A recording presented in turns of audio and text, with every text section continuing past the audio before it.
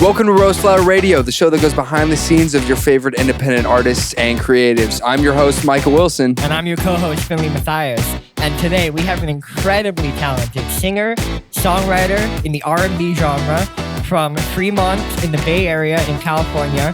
Her newest song, Your Girl, is out now, which she just performed on Roseflower Live. That is out now on the Roseflower YouTube channel. Check it out. Ladies and gentlemen, please welcome IZYE.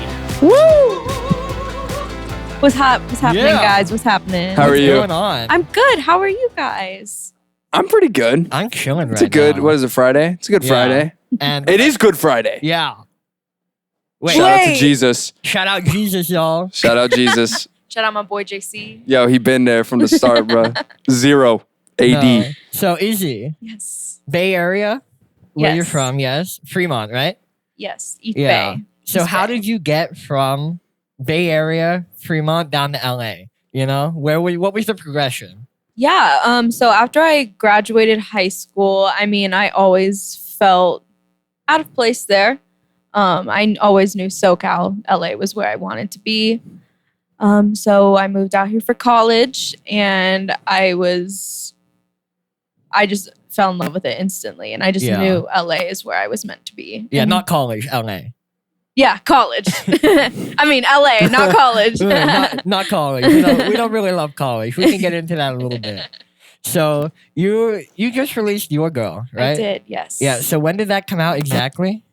That came out on Christmas of Christmas- 2021. Christmas Day, exactly. Christmas Day, yes. Shout out to Jesus. Shout Shout out to Jesus. No, so what made you decide to do it exactly on Christmas Day?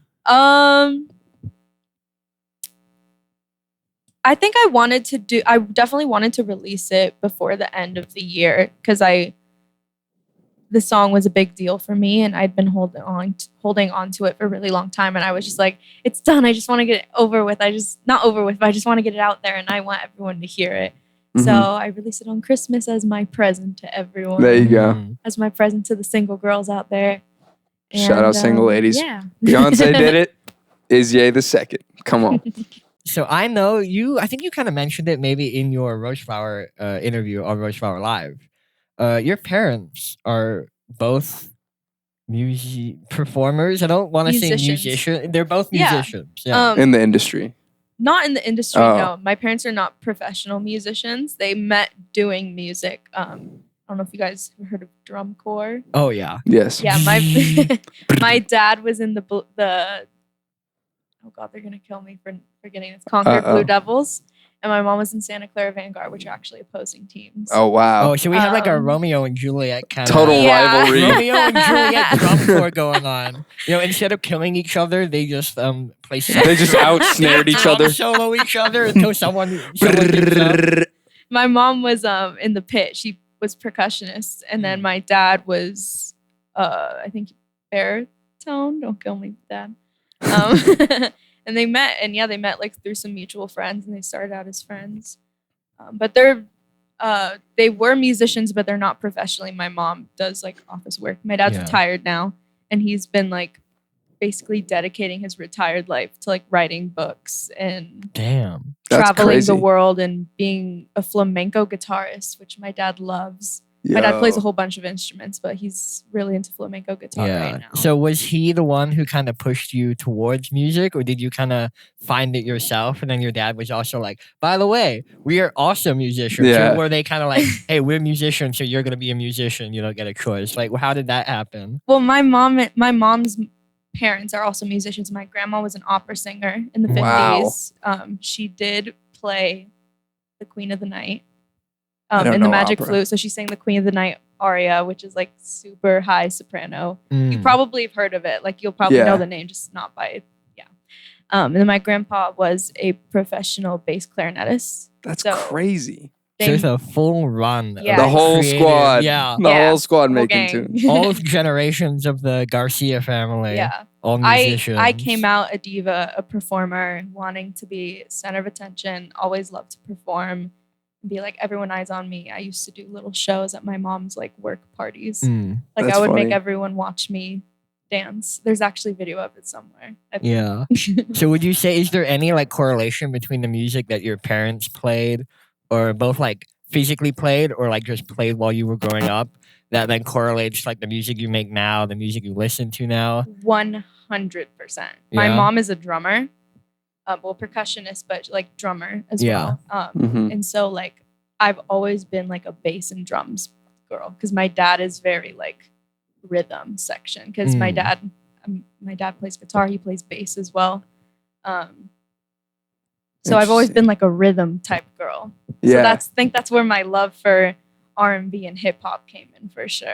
So Yeah. when you were growing up, was that something that you listened to? Like in your house, you go into the Garcia household, right? What's bumping? I think it depends because my parents actually have like completely different tastes in music. Mm-hmm. Like my mom listens to rock from like the Police. Yeah, love the Police. My mom loves Sting, but like my dad, he listened to. I listened to a lot of 70s R&B growing up. Like I listened to Donna Summer a lot. Yeah.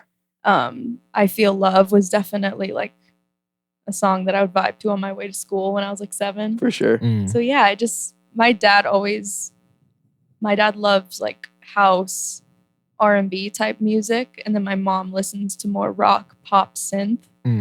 So you had like a blend of two worlds that kind of cultivated together. Exactly. And created the IZYE sound. Yeah. Yeah. The sound that we hear. Well, what's funny is talking about like how parents met. My parents met in a Chili's.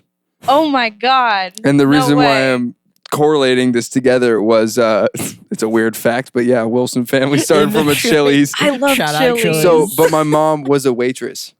So No way. what I'm getting to at is I know that you're a waitress, correct? Or a hostess? I'm not. I'm a guest services hostess. Is there what's the difference? Is that just like a bullshit way to pay you less? Or like what's the No, I just work in I work in the Golden Triangle in Beverly Hills, which is like wow. That's like the rich people shit. It's like Beverly Hills, but like the nicest part. Yeah. It's literally It's called the crazy. Golden Triangle. It's like I'm right off Rodeo. Yeah, isn't it like Bel Air, Rodeo, Mulholland? What are the three that create it? Am I tripping? I don't know. It's No? like it's just like a bunch of streets. I could show you on a map. Insert map here. Yeah, we'll put it up. Insert Micah. map here. Micah's gonna put up. Man, you're gonna make me Micah's work. gonna put up the map. Yeah, right but here. I work. That's basically like the heart of Beverly Hills, the richest, bougiest people. Like I've seen so many celebrities in my work. So wait, so I definitely want to hear like top 3, bottom 3 celebrity interactions at your job Okay, as a hostess. so at my job, I'm actually technically not allowed to be like, whoa, like I Yeah, have like to you be, can't fangirl, especially where I work. Like I'm expected to be professional, and like they come there to not be bothered. Totally. You know. Yeah, it's like one So- of the spots where like it's supposed to be kind of expected. So like Yeah. they don't want to they don't want to Yeah. sign shit or whatever. Yeah. I've seen. Okay, I saw number one nicest. She was so sweet. I saw Rico Nasty. Yeah. I walked her to her table, and I'm a really big Rico Nasty fan. She's like a She's big dope. inspo for me. Yeah. Yeah, she's And she insane. was so sweet. She was really shy and just like kind of kept herself. She was with some friends, I guess. And I gave her menus, and I was like, I just want to say, I don't want to interrupt you. I just want to say I'm a really big fan. And she was just like, oh, like thanks. Like she was just like caught off guard. That's And weird. She was so Especially sweet. when I think of like Rico Nasty. I Yeah, just that's what she's know. supposed to be. Like, just some, like I was. fuck you, like Yeah, some she- crazy aggression and like whatnot. She was so sweet. I met Steve Lacy too. What? He came into my restaurant, and then I saw him at Smoke and Grooves a few weeks later, and that was super cool. And then I saw Brent Fayez. There you go. Yeah, he was cool. Bet. That's so Yeah, wild. Any bad interactions?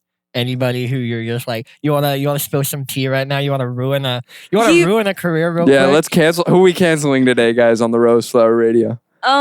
Honestly, I haven't had anyone that was like a celebrity that was rude to me. It's more like people just that people who just think they're hot, entitled- people yeah. who think they're celebrities Yeah. trying to be hot shit. Yeah. I mean, DaBaby came in once, but he was fine. Like apparently he tipped well.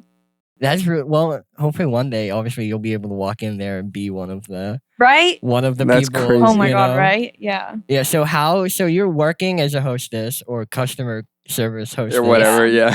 while also being an artist, Mhm. while also trying to write, produce, do all that. Well, that's my current day job to help me pay my bills and pay for studio time. Exactly. Yeah. So how do you feel like you're balancing those two? You know, you just said you're using the job to pay for studio time. Obviously, that's not going to be a full-time thing. You know, do you have any steps to kind of bounce from maybe full-time waitress, part-time artist to part-time waitress, Full-time artist. full-time yeah. artist to full-time artist, you know?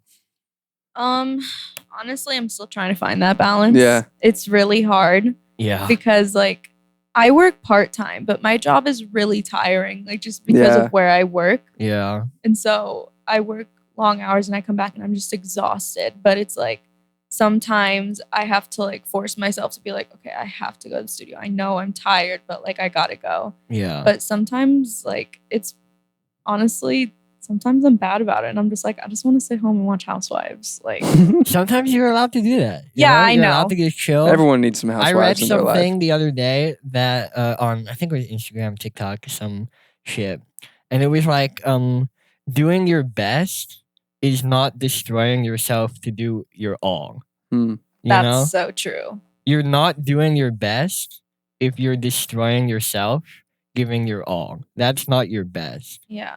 You know. No, that's so true. I think that's fair. I think that there also is a line to it where it's like, obviously, don't work yourself to the point of like absolute like Yeah. insanity, you know. But I'm also I vibe with that too. I'm a workhorse. Like I love to work and Totally. I'm a very ambitious and driven person. I've known my whole life I've wanted to be a singer. Yeah. And it's never changed. And no matter what anyone told me, like or what I felt about myself personally, I still kept going. Hmm. So like I love what I do. I'm not complaining. Yeah. So when you say you're saving up for the studio, you're saving up to go into the studio, are you talking about Green Tea Studios? Is that who Yeah. you're talking about? Yes, You are? I'm in the middle of re-recording like a bunch of demos that I made with Kondo, my producer. Shout out Kondo. Shout out Kondo. Shout out Kondo. The man. I already made all the beats and everything, so I have all the songs ready. I'm just re-recording my vocals, mixing it, perfecting it the way I want. Yeah.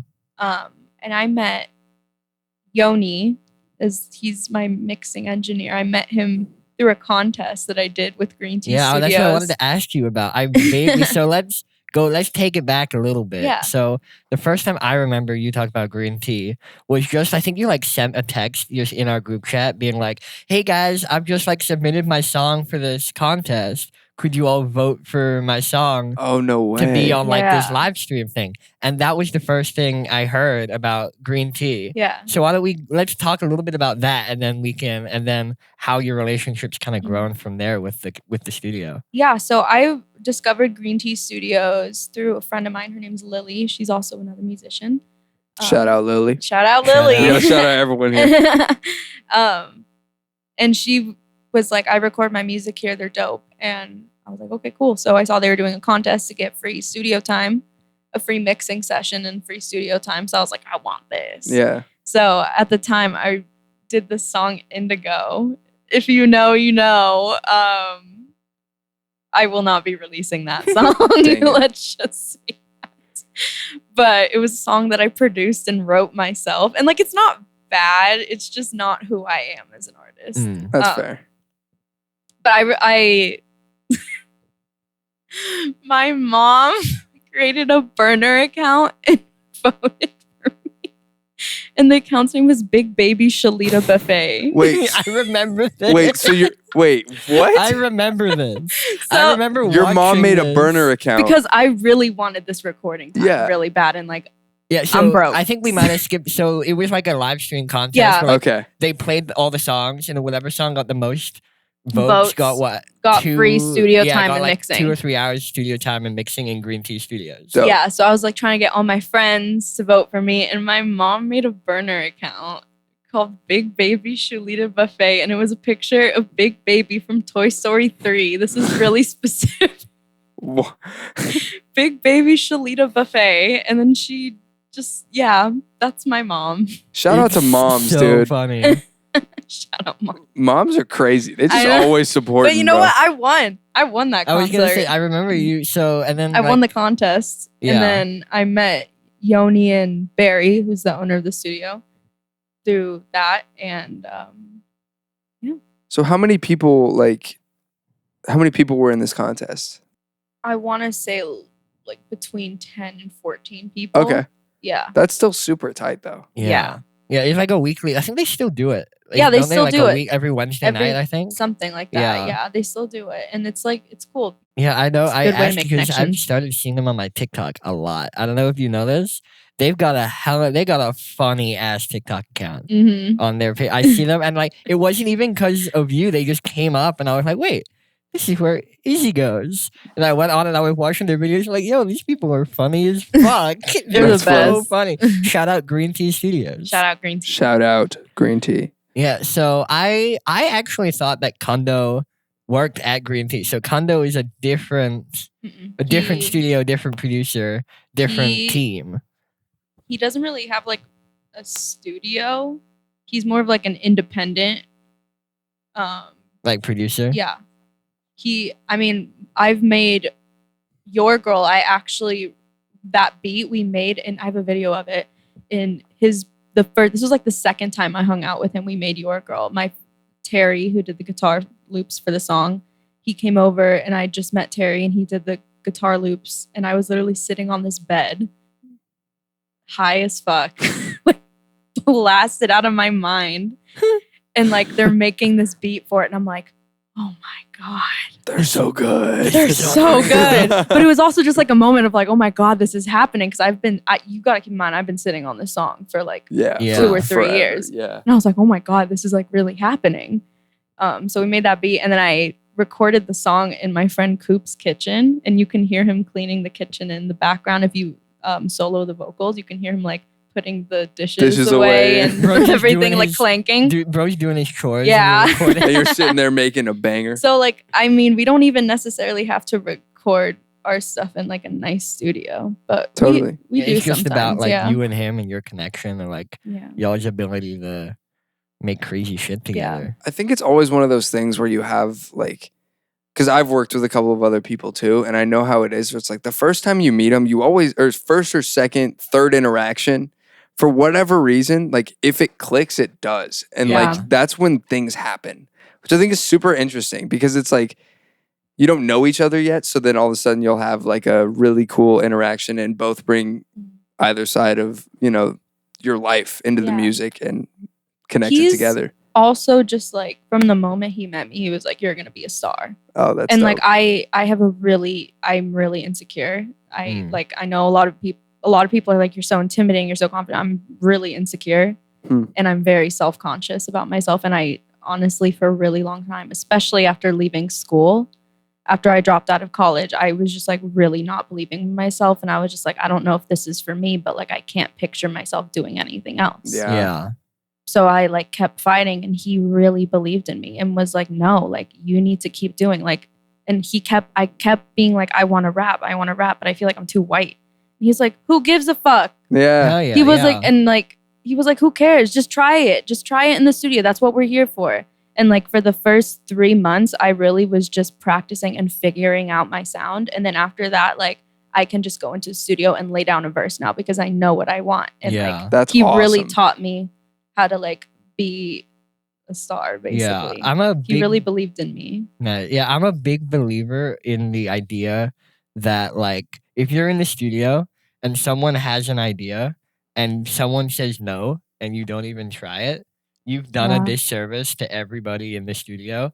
This is the digital age of music. If you don't like something, Control Z, it never happened. Facts. It isn't like we're not on 8-track where it's like, oh, we can't try out this solo idea if we're gonna run out of tape. No, motherfucker. If it doesn't sound good, you just get rid of it. Like there's no reason in today's idea, like you can't make a mistake. In this day and age, it is impossible while making music to make a mistake or do something or like to mess up royally. Yeah. Because it's at worst like a save as, load up a save from 30 minutes ago. Yeah. And it never happened. Well, I just think it's funny because it's one of those things where it's like, as cool as that is, that can also be like, I can also relate to you from the sense of like the insecurity stuff. Like, man, sometimes that can be overwhelming. Yeah. Because then you're like, oh, then it has to be perfect, you know? And then you're like overthinking every single little detail that goes into the music now, where it's, you know, I think it's like there are two sides of the coin. Yeah. It's an awesome thing that we can do whatever. And I know rappers and I know people who like stitch all of their songs together to make it sound like they never took a breath throughout the entire thing. The punch rappers Yeah. where they're like 1, 2, 1, 2. They just have 2 leads. And it's like crazy because it's like, dude, that's so, you're doing flows that aren't humanly possible. But at the same time, you can also be like way in your head about it and be like, like this needs to be like, because I can undo it. It needs to be the best. I think the real beauty is that now you can get the sound you're looking for. Like you can do what you want. 100%. You know, and if it is something unnatural, crazy like that, great, you can do that. If you wanna, like you said, chill out a little bit, relax, go over it. You can do that too, and there is no right or wrong way. And I think that's what is so great about music today, especially as you were saying. You don't even with Kondo, he doesn't even have a home base. It's just you and him, and your creativity is what drives it. It's not like the dope. space or the fact that you have a $10,000 microphone. I was about to say, or the gear or anything. Or some shit like that. It's just your connection to him. And I think as you just said, like he literally uses HP a MIDI laptop. that I gave to him. Yeah. That like my old MIDI that I'm just like, I have 2 of these, you want it? He's like, yeah, sure. He uses it way more than me. So like, at least it went to good use. So that's so sick. I also think it's cool too, and I want to get your opinion on this as well. Like with music nowadays, there's also kind of there's like a feel of people wanting to go back. You know, like everyone's like, music these days. You know, music like, old heads. Yeah. It's interesting how like now you have like people who can listen to the music nowadays and be like, oh, this is super cool and this is super dope. But people who also really dig the homemade sound as well, like you said, like that you recorded the vocals for one of your songs in a kitchen, you know? And there's a cool like homemade factor involved in that too. And the fact that music is so accessible, like in your opinion, do you think that like you need to go to a fancy studio to make the cool stuff? I mean, I know that you said that like with Kondo you haven't, but like I don't think so. No, I don't think you have to. I mean, it's fun to go to one. No, for sure. Instagram loves it. Instagram loves it. Hey guys, guess where I am? Just pulled up in the stew, the Beat Laboratory. You know what I'm saying? We're about to cook up. Honestly, there's been so many times where I just go and annoy Kondo, and I don't even like record or anything. I'm just like, I just want to be in the studio. It's fun. Yeah, I like this vibe, the creative energy. We get like a bunch of people in there, like a bunch of producers, all our music friends. We're all like passing the joint and just like hanging and being creative, and it's fun. So we kind of brushed over it. We can head over to it. A little bit of, we mentioned college really briefly, and the idea of like music college and things like that. So all 3 of us, at least at some point, attend music college. There's a big debate right now, especially. Yes, music college, no music college, waste of money, not waste of money, good connections, not good connections. As somebody who went for 2 out of a 4-year degree, 2.5 kind of years. Yeah. What do you think? You know? Because you've got both sides of that now. You've got the inner, the outer, you've got all of it.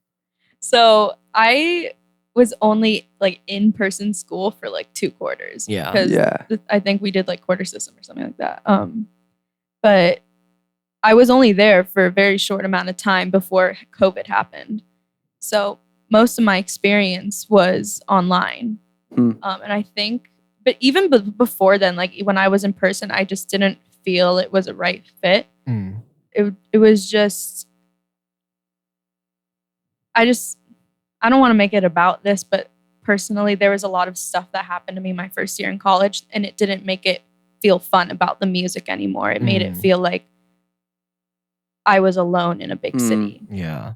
I mean, and that's part of it. You know, you can't make music, you can't be creative alone.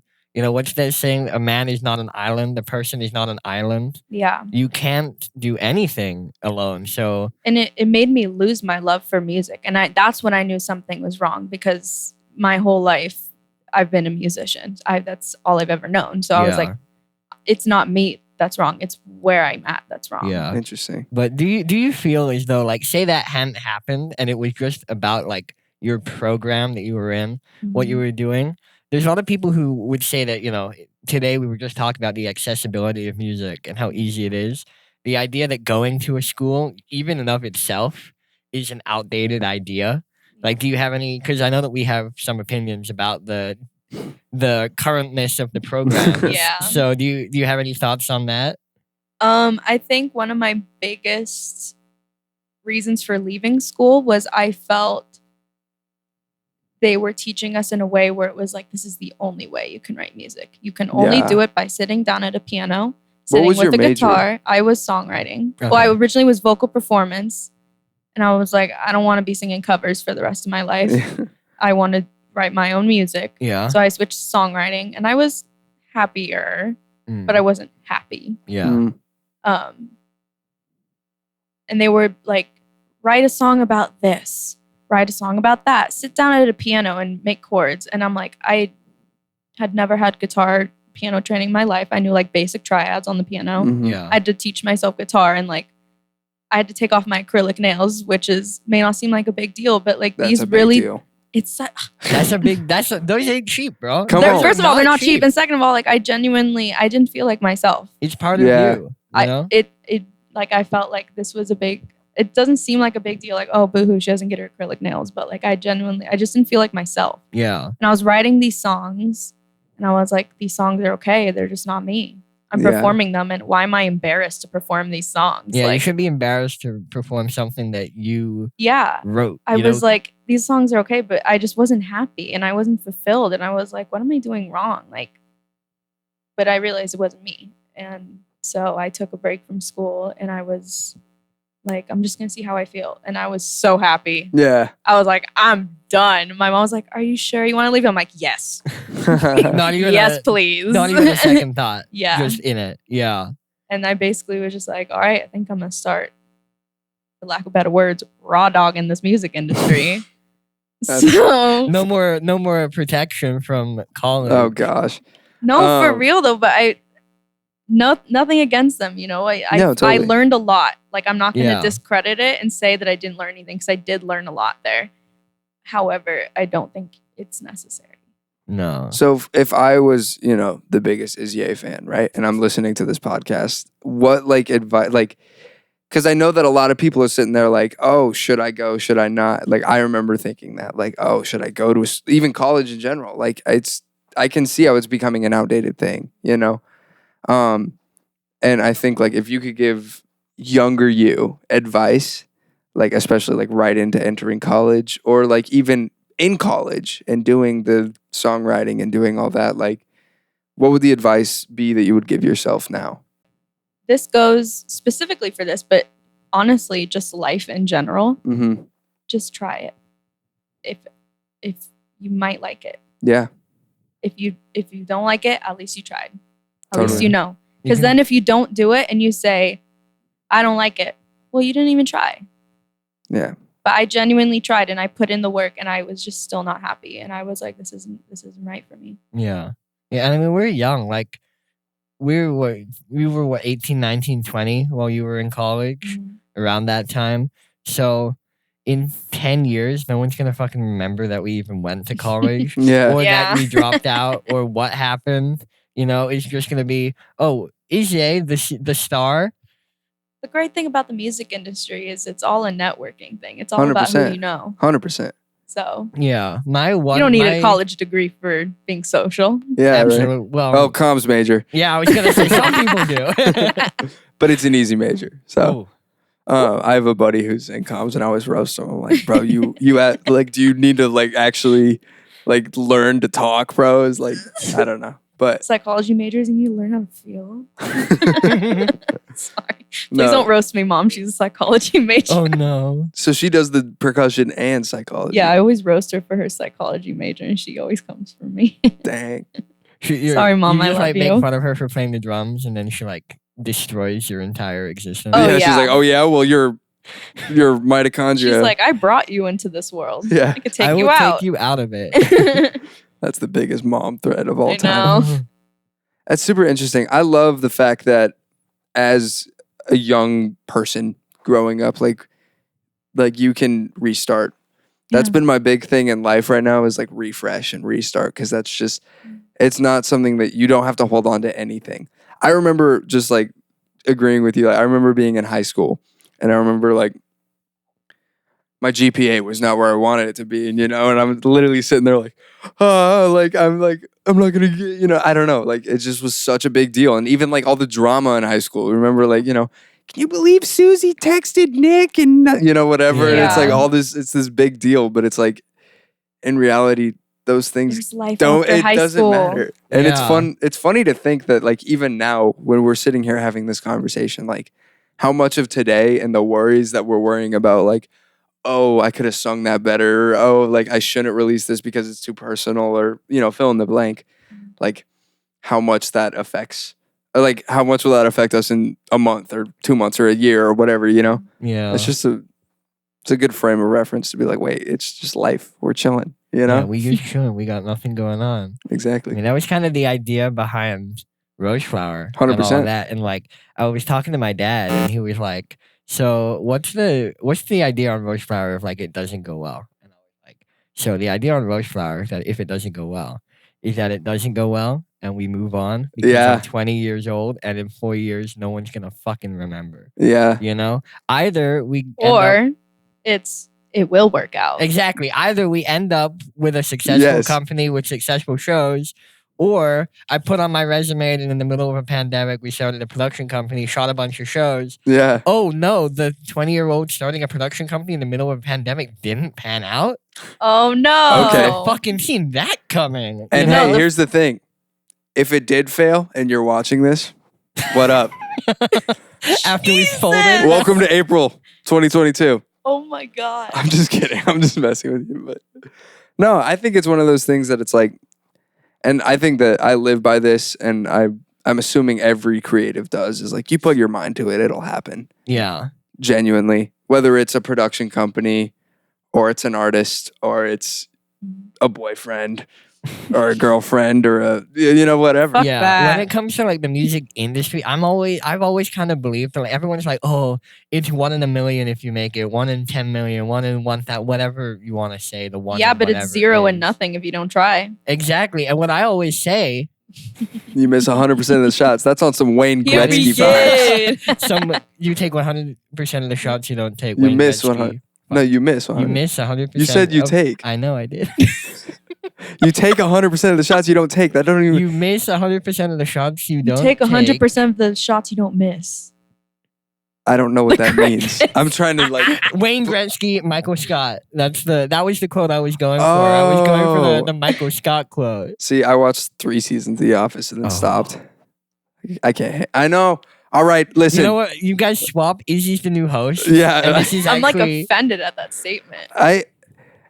I like it. Okay, we don't have to talk about this. I'm just saying that we. But missed the part where Pam and Jim get together. Yeah. The best part. Oh, Come on. man. Pam and Jam. No, but my Pam and that was intentional. Pam all right, and that was Jam. intentional. I know the people. But my thing that I've always believed is like when people say like 1 in 10 million, 1 in whatever. Well, yes, but that one person was always going to make it because they were good enough.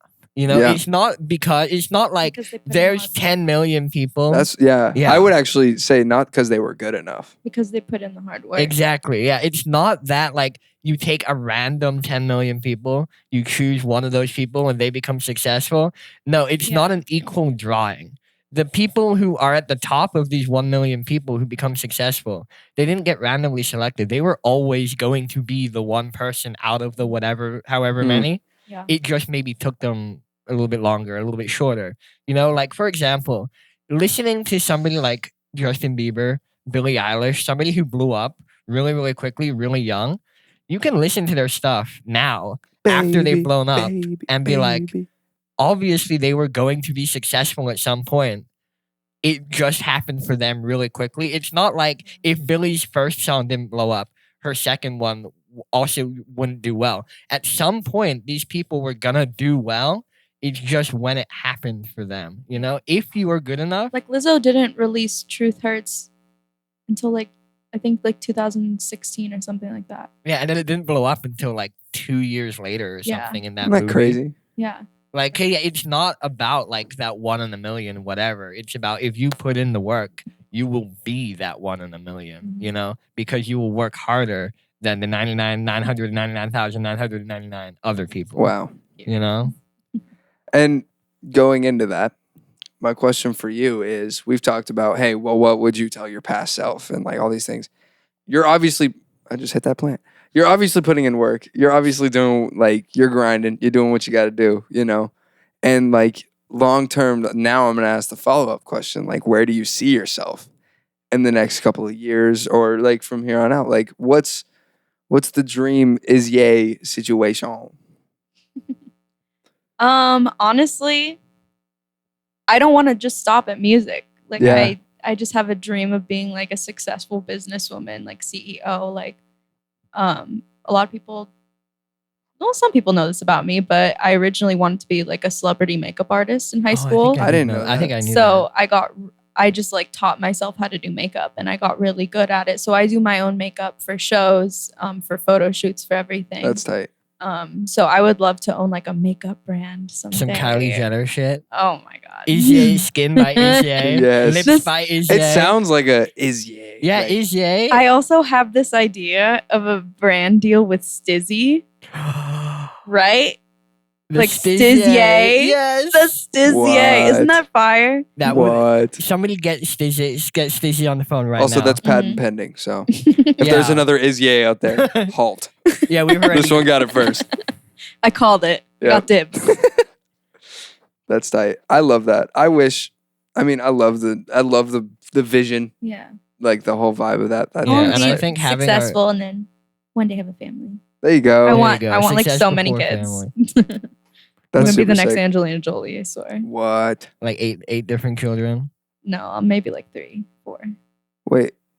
Okay, that's tight. I'm a family of 4. You know what I'm saying? Well, I have 3 sisters, so I get the thing. Dude, also the makeup thing. My sisters used to like eyeline me and whatnot, you know? My So, sister used to do that. Eyeline me. bro, it's horrible. It's, you know, She probably was like, you were like, ow, you're hurting me. And she's like, I don't care. yeah, dude, it's beauty is pain. I realize that like statement is so accurate. Yeah. Like, I have so much respect for like women who like go out and like every night you put in work. And that's what I'm like, even just to like, it's crazy. It's off the chain. It's ridiculous. Shout out women. Shout out women. Shout out, Micah. Shout out women. Shout out women. Shout out women. No, but I think that is about our time now. So, Izzy, just before you go, are there that camera, whichever one you want, your Instagrams, your socials, any projects you have out, coming out, anything you want to plug, either camera, just go off at it. All right. Well, you can follow me pretty much any social media. I am IZYE, IZYE. And that's like Instagram, Twitter, TikTok, Facebook, SoundCloud. There you go. All the above. Come on. So yeah, you can follow me there. That's so awesome. Thank you guys so much for having me. Of course. Yeah. Like, yeah, Such an honor. the people that we want in this show are not people who take regular lightly. Yeah. That's You know. why you're here. Yeah. Appreciate you guys. Micah, where can everyone find You can find me at Micah W Music on Instagram and Twitter. That's all I have to give. And my name is Finlay Matthias. You can find me at Finlay Did It, Instagram, Twitter, whatever. You can find Roseflower at Roseflower Records on TikTok, Instagram, YouTube, roseflowerrecords.com. Find out more about IZYE. You can watch her Roseflower Live episode out today. Link in bio. Thank you so much for watching. We will see you next week. Goodbye. Hasta la pasta.